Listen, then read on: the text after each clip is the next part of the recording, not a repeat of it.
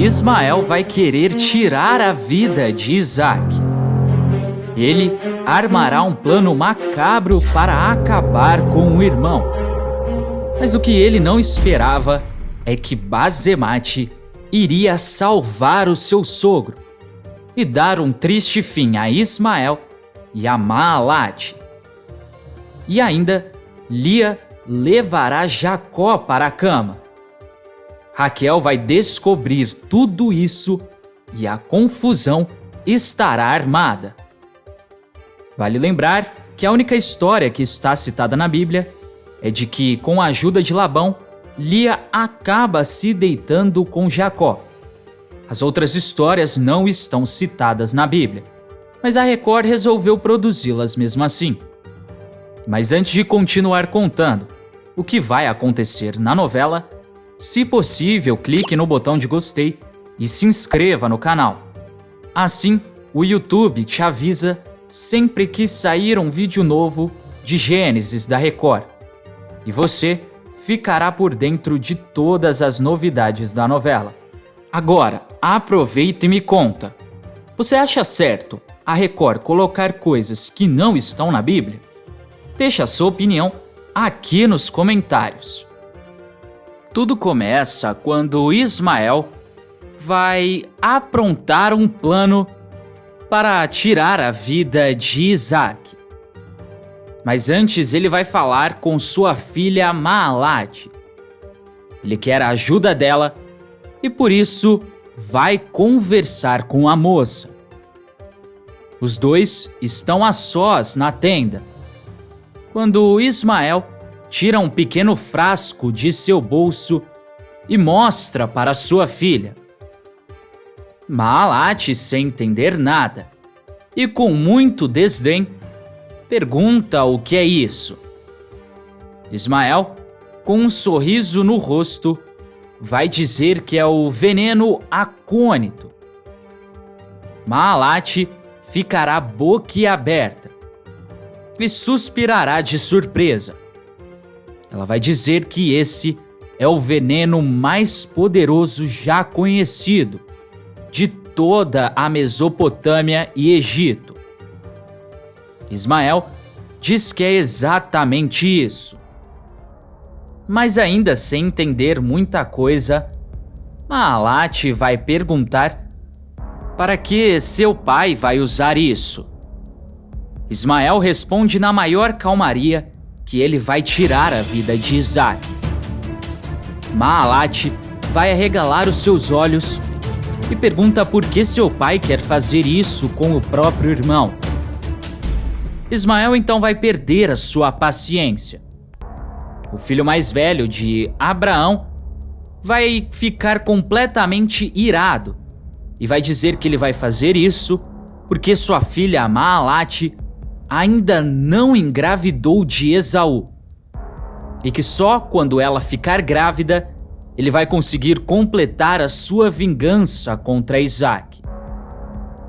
Maalate fica extasiada com o nervosismo de seu pai, mas Ismael continua dizendo que ele resolveu tirar a vida do seu irmão por causa disso. Mas o que Ismael não contava é que as outras esposas de Esaú seriam mais espertas que ele. Maalate vai engolir seco, pois sabe que ela está mandando um inocente para o beleléu, sendo que, na verdade, ela ainda não teve filhos porque simplesmente não dormiu com Esaú. Mas Maalate vai ver aí a oportunidade de ficar rica e completar a vingança de seu pai, sem ao menos ter que ter uma noite de amor com Esaú. Maalate vai se prontificar a ajudar o seu pai. Ismael diz que sua filha pode ficar despreocupada, porque ele já tomou conta de tudo. Mas Maalate se aproxima de seu pai e, com muito ódio no seu olhar, ela diz que ele pode contar com ela para tudo e revela que o que ela quer mais ver agora é ver Isaque e todos os descendentes dele numa cova com a boca cheia de formiga. Ismael vai dar uma risada de satisfação e dirá que foi essa a menina que ele criou. Maalat ainda pergunta quando seu pai colocará o seu plano em prática. Ismael vai responder que será hoje mesmo.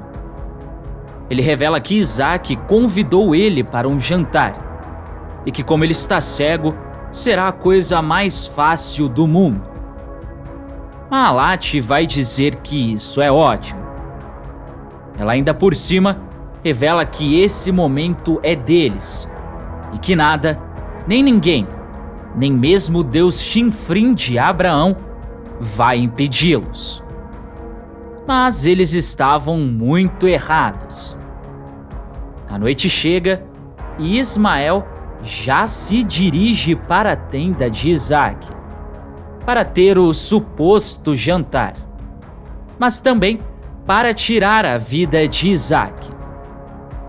Ele se certifica de que o frasco de veneno está com ele.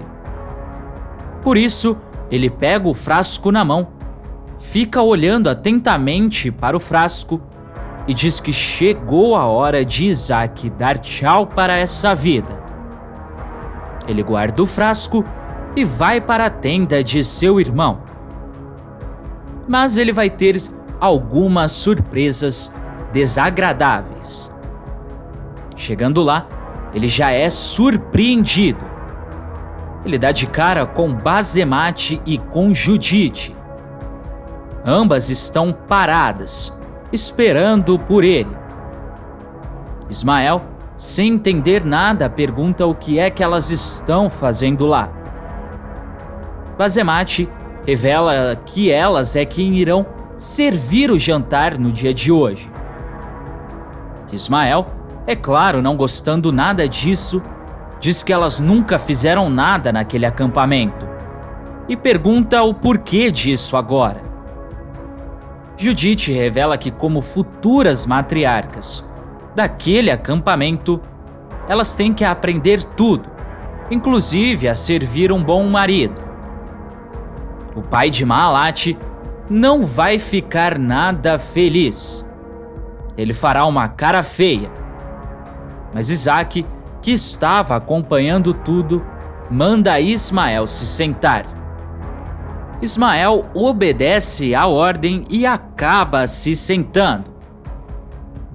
Nesse momento, Basemate e Judite já logo servem o vinho para eles beberem enquanto isso. Ismael não vai conseguir colocar o veneno no vinho, porque as duas moças ficarão de bituca. Após alguns minutos, Isaque diz que suas noras podem ir buscar a comida. As duas pedem licença e saem da tenda. Ismael imagina que esse é o momento perfeito para ele colocar o veneno. Por isso, ele pega o frasco do seu bolso, tira a tampa e despeja todo o líquido no vinho de seu irmão, sem Isaque perceber. Mas no mesmo momento em que Isaque despeja todo o líquido, Basemate acaba voltando para a tenda e vê que Ismael despejou algo estranho na bebida de Isaque. Ela então volta para dentro da tenda e pede um favor a Ismael. Ela diz que a comida está muito pesada e que nem ela e nem Judite juntas estão conseguindo dar conta. Ela revela que precisa de um homem. Por isso, ela pergunta se Ismael não pode ajudá-las. Ismael diz que é claro que sim e sai da tenda. Nesse momento, Basemate resolve trocar os copos, também sem Isaque perceber. O copo, que era de Isaque, que está envenenado, passa a ser de Ismael. Mas o vilão só vai saber disso quando ele tomar da bebida.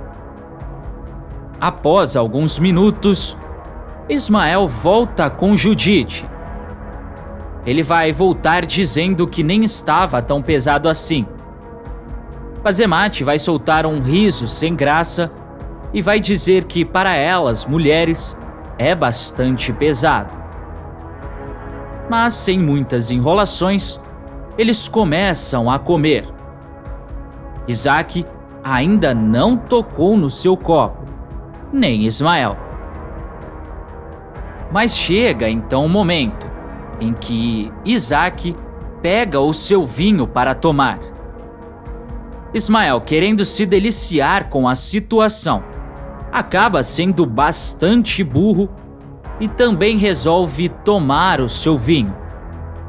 Ele faz questão de tomar junto de seu irmão e ainda tomar uma boa golada. Quando Isaac toma, nada acontece com ele. Ismael começa a achar tudo muito estranho, até que ele começa a ficar com falta de ar. Um dos sintomas que o veneno acônito causa. Isso porque ele faz o coração parar de bombear e dificulta a entrada de ar. Ismael fica desesperado, pois não consegue respirar. Judite, que não está sabendo de nada, também começa a ficar desesperada e vai gritando por todo o acampamento, dizendo que Ismael está perdendo a vida. A primeira que vem e entra na tenda é Maalat.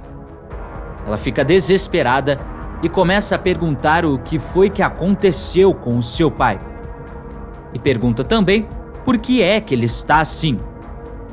Judite, desesperada, diz que também não sabe. Algumas pessoas do acampamento que chegaram até ali tentam reanimar Ismael, mas é revelado que ele realmente perdeu a sua vida. Maalat vai começar a dar um piti e acusar as esposas de Esaú, dizendo que foram Bazemate e Judite que tiraram a vida do pai dela e que elas são umas criminosas. Bazemate, sem se estressar, vai chegar bem perto de Maalat e dizer que sabe que Ismael tentou envenenar Isaac.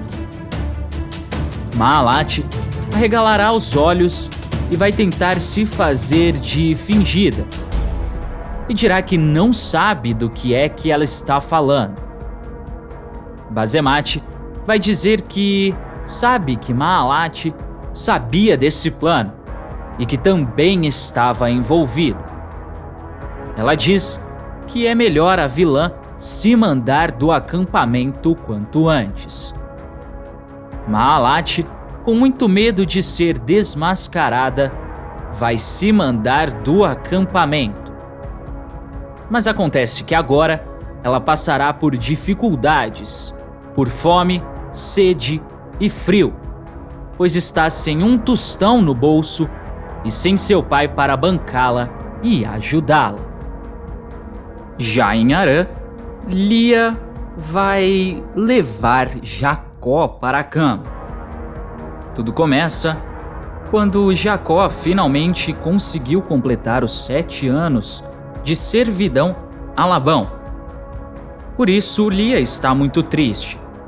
Mas Labão vai acabar reparando nessa tristeza de Lia. E ele vai armar um plano para que Jacó se case com ela. Labão vai dizer para sua filha que durante todos esses anos ele fez a vontade dela, não tentando enganar os pretendentes a marido, mas que não deu nada certo. Mas ele revela que acha que, enfim, tem uma solução para todo o problema dela. Lia vai ficar um tanto quanto confusa e vai perguntar que solução é essa. Ele então vai dizer que amanhã, no casamento de Jacó, quem vai se casar com o rapaz é Lia e não Raquel. A moça, é claro, vai ficar bastante chocada, mas como ela ama verdadeiramente Jacó, ela vai acabar aceitando. No dia seguinte, a festa de casamento entre Jacó e Raquel já começou. Mas Labão vai tomar uma atitude. Ele vai resolver trancar a sua filha Raquel em um quarto, para ela não conseguir se deitar com Jacó, já que esse era o casamento da época. Dessa forma, é claro que Raquel vai ficar desesperada. Isso porque a única pessoa que está animado verdadeiramente é Jacó, porque Raquel, na verdade, só está interessada no dinheiro dele. Depois de trancar Raquel no quarto, Labão vai pedir para Jacó encontrar a futura esposa numa tenda em que ele preparou. Mas o problema é que Jacó bebeu muito e está totalmente confuso. Ele vai entrar na tenda em que foi preparado para ele, mas quem vai estar esperando é Lia e não Raquel. Lia, que ao mesmo tempo quer muito isso, vai logo tentar se explicar dizendo que, como Jacó pode perceber, é ela ali. Ela vai dizer que foi Labão que obrigou ela a esperar naquela tenda. Mas antes que ela termine, ela é interrompida por uma declaração de amor por Jacó. Ele vai estar bêbado e ainda vai acreditar que está diante de Raquel, pois ele está vendo o rosto dela no rosto de Lia. Jacó vai dizer que sabe que ela está fazendo isso por causa de Labão, mas que ele não se importa, porque ele está feliz em ter ela com ele. Após isso, Lia, que está muito apaixonada, vai acabar se entregando para o seu amor. Jacó vai dizer que depois de tantos erros que ele cometeu, ele finalmente percebe que, enfim, acertou em alguma coisa antes que fosse tarde demais. Toda boba, Lia vai dizer que, finalmente, ele percebeu o quanto ela quer fazer bem a ele. E os dois acabam indo para a cama e é Lia que se casa com Jacó. Mas antes de ir embora, não se esqueça de deixar aqui nos comentários a sua cidade e o seu estado, de onde você está assistindo a novela. Até mais!